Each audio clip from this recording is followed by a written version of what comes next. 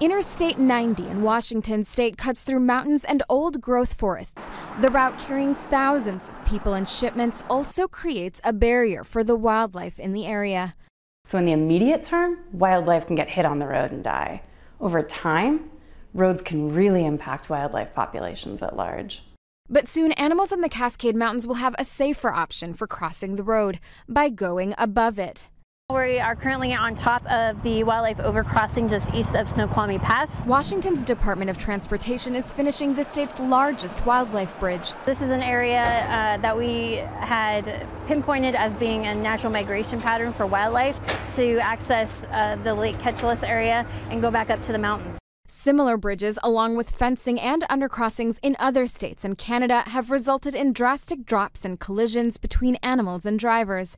In Wyoming and Colorado, bridges, underpasses, and fencing have cut down collisions by more than 85% in locations where all the crossings have been built. Providing habitat connections will eliminate some of those wildlife from accessing I-90 and keep drivers safe. A 2008 U.S. Department of Transportation study found that collisions between animals and drivers have been steadily rising, totaling 5% of all crashes nationwide and costing about $8 billion to the economy. For animals, roads can isolate populations, causing inbreeding or block access to new feeding grounds, among other damages.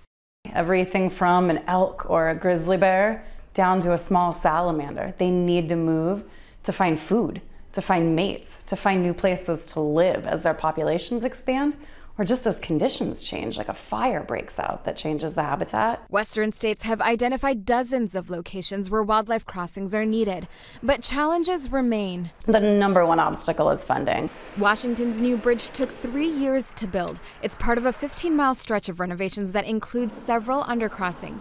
For the construction, we would be looking at just a wall of soil across here. More crossings and more bridges are planned to be built during the second half of the project. Supporters hope the I-90 crossings helps propel more projects like it. And you cross over streams and you cross over wetlands and through forests. And you're traveling at a speed where you don't have time to think about what you're passing through. But now the new bridge will remind drivers they're not the only ones using this road. Nori Nasser, Associated Press.